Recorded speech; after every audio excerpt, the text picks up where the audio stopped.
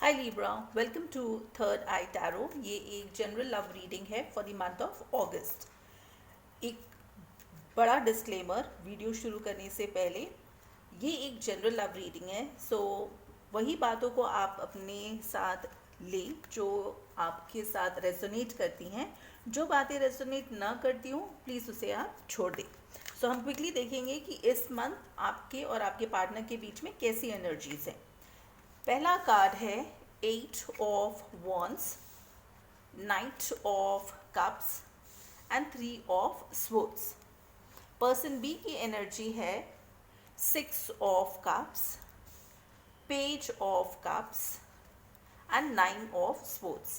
हम ये भी देखेंगे कि इस वक्त फॉर द मंथ ऑफ अगस्त आप दोनों के बीच में म्यूचुअल फीलिंग कैसी है, इस रिलेशनशिप का ब्लॉकेज क्या है और इस मंथ आउटकम क्या होने वाला है। सो पहला रोल ये बताता है कि आप किसी तरह का कम्युनिकेशन अपने पार्टनर के साथ करेंगे विद दिस 8 of Wands। ये कम्युनिकेशन का कार्ड है। सो किसी तरह का कम्युनिकेशन आप एक्सपेक्ट कर सकते हो, जहाँ की आप with the night of cups energy आप बहुत ही जल्दी, बहुत ही ज़्यादा रश्ड एनर्जी रहेगी आपकी। और ऐसा हो सकता है कि आप इस एनर्जी के थ्रू कुछ ऐसा बताना चाहते हैं जो कि शायद एक सीक्रेट है। वो सीक्रेट बताने के बाद, या अगर आपको वो सीक्रेट पता चलती है उसके बाद किसी न किसी एक पर्सन का हार्ट ब्रेक यहाँ पे होने वाला है, क्योंकि जो थर्ड कार्ड है वो है 3 of Swords। 3 of Swords normally एक थर्ड पार्टी सिचुएशन को बताता है। तो हो सकता है कि या तो आपका पार्टनर या कुछ केसेस में आप दोनों में से कोई एक पर्सन है जो कि किसी थर्ड पर्सन के साथ डील कर रहा है ना। जब हम ये थर्ड पार्टी कहते हैं तो ज़रूरी नहीं है कि वो एक और लवर ही हो सकता है कि वो कोई एक और पर्सन है जो कि आपके रिलेशनशिप के साथ इंटरफेयर कर रहा है।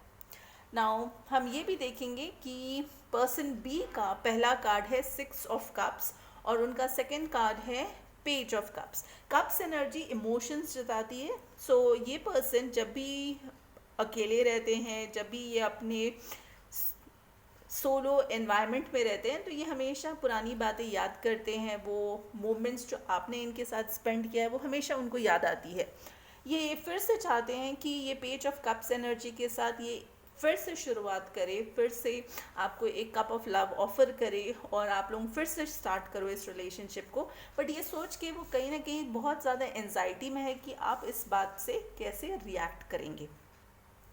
अब हम ये देखेंगे कि दोनों के बीच में म्यूचुअल फीलिंग क्या है इस मंथ। सो पहला कार्ड जो है आपके लिए वो है night of wands. Night of wands energy बहुत स्टेबल एनर्जी नहीं होती है।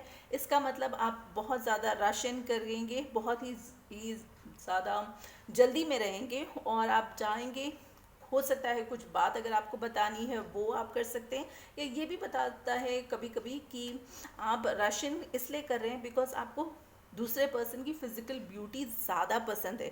इस वक्त आप इमोशनली कनेक्ट नहीं करना चाहते उसके साथ, आप बस इस वक्त फिजिकल ब्यूटी और वो पर्सन दिखता कैसे है उस पर जा रहे हैं। नाउ इस रिलेशनशिप का ब्लॉकेज है 7 of Swords, जो कि डेफिनेटली किसी तरह के डिसेप्शन पॉलिटिक्स को बताता है। हो सकता है कि आप कुछ ऐसा कर रहे हो या आपका पर्सन ऐसा कुछ कर रहा है जो कि थोड़ा डिसीविंग हो, आपको लगे कि आपके पर्सन ने कुछ सीक्रेट छिपा के रखा है, कुछ ऐसा हो रहा है आपके पीठ के पीछे जो कि आपको पता नहीं है, बट आपको वो फीलिंग आ रही कि कुछ तो गलत चल रहा है।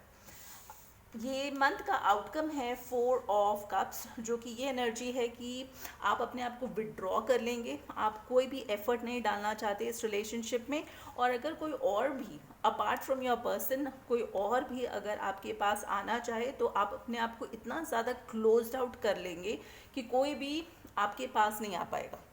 अब हम क्विकली ये देखेंगे कि इस महीने इस पर्सन का इंटेंशन क्या है आपके लिए। सो पहला कार्ड है queen of swords, next card है 9 of Cups और lovers card. Queen of swords ये बताता है कि अगर आप किसी तरह का कम्युनिकेशन करने वाले हैं इस पर्सन के साथ तो बहुत ज़रूरी है कि आप उनको सच बताएं, क्योंकि अगर आप उनके पास गए और आपने ऐसे वैसी कुछ बातें करी और सच नहीं बताया तो ये पर्सन भगवान आपके साथ जिस तरह से डील करेंगे उस तरह से आपको तैयार रहना चाहिए कि ये किसी तरह की BS, जिसे हम हिंदी में बकवास कहते हैं, वो किसी तरह का वैसा कुछ भी बात आपसे एक्सेप्ट नहीं करने वाले।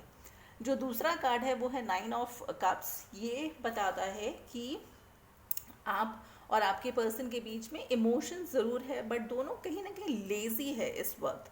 तो जो दूसरा कार्ड है लवर्स कार्ड, वो जेमिनाई एनर्जी है, एंड ये डेफिनेटली बता रहा है कि आप दोनों के बीच में इमोशंस हैं, आप दोनों एक दूसरे के लिए फील करते हैं, बट कहीं ना कहीं थोड़ा ना बहुत मिसअंडरस्टैंडिंग है शायद इस वक्त रिलेशनशिप में। और ऐसा भी दिख रहा है कि आप दोनों थोड़ा लेज़ी भी हैं। कभी कभी ईगो अगर सामने आ जाए तो आप अगर कुछ करना भी चाहते हैं तो शायद आप नहीं करते हैं रिलेशनशिप्स के लिए। सो इस बात का हो सकता है तो थोड़ा ध्यान रखिए और इस पूरे सिचुएशन को आप ठीक कर सकते हैं। इसके साथ हम ये भी देखेंगे कि आर्क एंजल्स का मैसेज क्या है आपके लिए, और एक क्रिस्टल जो कि आपको हेल्प कर सकता हो। सो जो क्रिस्टल है इस महीने वो है इंडोसनाइट टेक्टाइट। इसका मैसेज है, have you been noticing that things seem to happen unexpectedly, are old injuries coming back to be reviewed, it is time to dissipate the emotional charges, attachment and expectations. As you heal those around you, and essentially the planet be in the place of allowing and enjoy life.